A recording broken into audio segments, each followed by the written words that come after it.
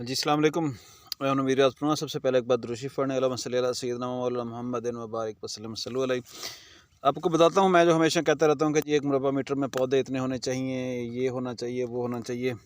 तो आपको एक चीज़ बता दूं कि आपका जो टारगेट है, मैं हमेशा कहता हूं कि आपका टारगेट ये है कि आपके पास जर्मिनेटेड प्लांट्स 25 से 35 होने चाहिए। उसके बाद जर्मिनेटेड प्लांट्स के बाद आपके पास जो टिलरिंग है वो तकरीबन आपको टिलरिंग जो है ना वो जितनी हो आखिर में आपके पास सिट्टे जो है ना एटलीस्ट 1 मुरब्बा फुट में 40 होने चाहिए। तो उसका फिर आपको मैं थ्योरी बताता हूँ कि उसमें कहानी क्या है। कहानी इस तरह के देखें, ये एक इक्वेशन है जो मैंने कई साल पहले बनाई थी, जिस इंटरनेशनल इक्वेशन है जिस पर मैं काम कर रहा हूँ। तो उसमें ये है कि जो आपकी पैदावार है वो किस तरह निकलती है। पैदावार का टारगेट आता है हमारे पास तीन चीज़ों से, जो मैं पहले अर्ज़ कर चुका हूँ कि सिट्टे, दाने, मतलब कुल 1 मुरब्बा फुट में या 1 मुरब्बा मीटर में सिट्टे, उसके बाद हर सिट्टे में दाने, और दानों 1000 दानों का वज़न जिसको 1000 ग्रेन वेट कहा जाता है। तो ये हमारा एक कांस्टेंट है 1.089।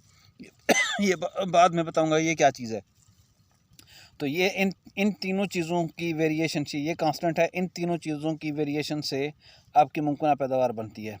ये भी ज़हन नशीन कर लें। अब मैं बात कर रहा हूँ 1 मुरब्बा फुट की। अब 1 मुरब्बा मीटर में 10.76 मुरब्बा फुट होते हैं। तो पहली थ्योरी हम अज्यूम करते हैं कि जी अगर हमारे पास 1 मुरब्बा फुट में 45 सिट्टे हों, जिसका मैं हमेशा कहता हूँ कि 40 सिट्टे आपके पास एटलीस्ट होने चाहिए। 1 मुरब्बा फुट में आपके पास 45 सिट्टे हों, इनमें 30 दाने फ़ी सिट्टा हों और इनका वज़न 40 ग्राम हो। अब ये 40 ग्राम जो है ना, ये मौसम पे डिपेंड करता है, ये खुराक पे डिपेंड करता है। दाना कितना वज़नी होता है, दाना सेहतमंद होता है, जिसको हम कहते हैं कि पक अच्छा लग गया, गिरे भी ना गंदम, बारिशें भी गंदम को ना गिराएं, हीट वेव भी ना गिराए, तब जाकर हमारा ये 40 ग्राम मिलता है फील्ड का। वैसे कुछ वैराइटीज़ का 45-46 ग्राम भी होता है। ये को 35 ग्राम से शुरू होती है बात और 46 ग्राम तक जाती है। मेरे पास एक कोड है, एक वैरायटी है जिसका मैंने 52 ग्राम 1000 ग्रेन वेट देखा था। 52 ग्राम था वो। अब तक उससे वज़नी दाना जो मैंने नहीं देखा। अच्छा, अब आ जाती है सिट्टे में दानों की तादाद। तो ये जो सिट्टे में दानों की तादाद है, ये भी डिपेंड करती है कि वो वैरायटी में कितना पोटेंशियल है और वक्त काश्त कितना अच्छा है। अगेती में ज़्यादा सिट्टे में दाने भरते हैं, और कुछ अक़साम जैसे गाज़ी है, अपना ये है अकबर है, और बहुत सी अक़साम है जिनमें एवरेज अगर उनका अकेला सिट्टा हो तो उनमें 100 दाने गिने। मैंने गाज़ी में 126 गिने थे। तो उनमें अकेले में 100 दाने भी होते हैं, लेकिन अगर अच्छी खुराक हो और सिट्टे में पोटेंशियल हो तो ये अक्सर फील्ड में 50-50 दाने भी देखने को मिलते हैं।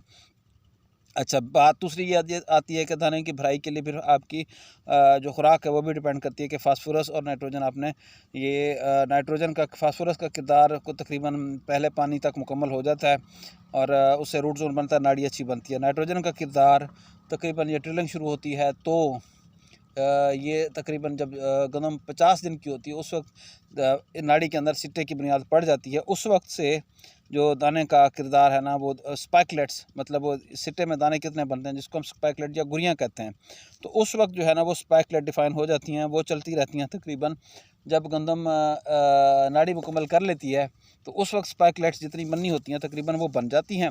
मतलब उसमें जितने दाने होने होते हैं तकरीबन वो स्पाइकलेट, मतलब एक स्पाइकलेट में 5 दाने भी भरते हैं, 3-4 भी भरते हैं, ये उस वक्त डिफाइन हो जाता है। और फिर ये चलता रहता है। और फिर आगे जो दानों की भराई है वो फिर आखिर में आ जाती है। हमारा मौसम डिपेंड जो होता है ना, वो डिपेंड करता है कि मौसम में मौसम को देखते हुए दाने कितने भरते हैं। तो आजकल का जो वक्त है वो आपको दानों की तादाद, ये एक तो आपको ये वाली चीज़ वैरायटी से मिलेगी, दूसरा दानों की तादाद आपको खुराक, फसल की खुराक के लिए फिर बेसल भी है, फोलियर भी है। ये एक अलहदा बात है, फिर हम इस पर भी बात करेंगे। तो अगर ये चीज़ें होना तो फिर ये देखें ना कि इस पर 1.8089 45 इसके हो गए जनाब, हम कहते थे पौधे, 30 हो गए सिट्टे में दाने, और इसका 1000 ग्रेन वेट हो गया। 1000 ग्रेन वेट बहुत आइडियल है, 30 दाने बहुत एवरेज हैं, ये मिल जाते हैं। तो ये बनती है 58 मन यील्ड, 60 मन। लेकिन पौधे आपके पास 45 होने चाहिए, जो कि यहाँ पर मिस होते हैं। अब अगली इक्वेशन में आ जाते हैं कि अगर हमारे पास 45 सिट्टे हों, सिट्टे हम वही रख रहे हैं कि आपने सीड रेट अच्छा रखा, आपकी कोल्टर से काश्त है, डबल कोल्टर से या 4 इंच वाली से काश्त है, मैं 45 सिट्टे रख रहा हूँ, ये 35 से 40 भी हो जाते हैं, दाने 30 हों और आगे गर्मी पड़ गई है, 30 ग्राम जो है ना वो गर्मी पड़ गई है या गंदम गिर गई है, तो आपका जो है ना वो 44 मन यील्ड आ जाती है। फिर हम आ जाते हैं जी, हमारे दाने भी सिट्टे भी कम हो जाएं, जो छट्टा है मैं उस पर बात करता हूँ। ये आम तरीका काश्त है। 30 सिट्टे हों, उसमें जनाब 40 दाने हों और 40,000 ग्रैंड वेट, मतलब मौसम भी अच्छा हो, गिरे भी ना। छट वैसे अगर विरली हो तो कम ही गिरती है, लेकिन अगर उसको अगेती काश्त हो तो उस पर बात करें तो अक्सर तौर पर उसकी फिर यील्ड बनती है 52 मन। ये हमारी अक्सर फार्मर की यील्ड है। मतलब उनके पौधे इतने होते हैं, दाने तकरीबन इतने बन जाते हैं, क्योंकि वो DAP एक आध भी दे देते हैं, ऊपर 2 यूरिया डाल देते हैं, तो इतने दाने बन जाते हैं एक एवरेज वैरायटी से। और मौसम अगर अच्छा हो, ये ज़्यादा प्लांट पॉपुलेशन नहीं होती, अगर पानी लगाते वक्त गलती ना करें, अगर हीट वेव भी ना पड़े, तो अच्छे सालों में, जैसे कि पिछले साल को छोड़कर 2 साल पहले 52, 55, 60 मन तक लोगों की अच्छी 60 मन आती थी। आम फार्मर जो है ना वो 45 से 55 मन तक, 52 मन तक रहा था। उसको अब फोकस करने की कहाँ ज़रूरत है, उसके पौधे कम हैं, ये उसका पॉइंट है। तो अब जो है ना अगले स्टेप पर आ जाते हैं। अगर हमारे पास सिट्टे 30 हों जी, हमारे पास सिट्टे 30 हों और 35 ही उसमें दाने हों और 40,000 ग्रैंड वेट हो, तो भी ये 45 मन बनती है। अब यहाँ पर हमने दाने 35 कर लिए, ऊपर थे 40, यहाँ हमने सिट्टे हमने 30 रखे और दाने जो था ना वो ज़्यादा बढ़ा दिए, 35 आ गए, 1000 ग्रैंड वेट उतना था, तो 45 मन यील्ड बनती है। अगर हमारे पास जनाब लास्ट इक्वेशन ये है, इसमें सेट तो काफ़ी बनते हैं। अगर सिट्टे 30 हों और उसमें 30 ही वो बने दाने बने, मतलब इसमें खाद भी कम डल गई है, इसमें उसके पौधे भी कम थे, उसने खाद भी कम डाली है, और आगे उसकी गंदम गिर भी गई थी, हीट वेव भी थी, दाने भी पतले रह गए, कुछ यहाँ पर वैरायटी का भी फ़र्क था, कुछ उसकी खुराक का भी फ़र्क था, 30 दाने लग गए, तो ये बनती है 34 मन यील्ड। तो हमने देखना होता है इसको, फिर आगे मैं इस सीज़न में चलाता रहूँगा। अब मेरा आपसे पहला टारगेट है कि आप जो है ना वो 45 मुझे दें, ये मुझे 45 दें जनाब इसके सिट्टे। तो आगे फिर आते हैं ना कि हम देखते हैं कि 80 मन यील्ड कैसे बनती है। 70 से 80 मन यील्ड की इक्वेशन कहाँ बनती है, ये है सर। अगर सिट्टे पौधे 45 हों, उसमें 40 दाने हों और 40,000 ग्रैंड वेट हो, तो 78 मन यील्ड बनती है, जो कि मैं हासिल कर चुका हूँ। मेरे इसमें 450 थे, 450 मेरे पास पौधे थे मुरबा मीटर में, या 40 से 45 मुरबा फुट में पौधे थे। 1000 ग्रैंड वेट इतना हो, ये उस सूरत में तो 2 साल पहले जब गंदम को पक अच्छा लगा था। 1000 ग्रैंड वेट ये हो और इसमें एवरेज सिट्टों की तादाद भी यही हो, तो आपको 80 मन यील्ड मिलती है। This is the equation. तो इसको जो है ना हमने देखना है।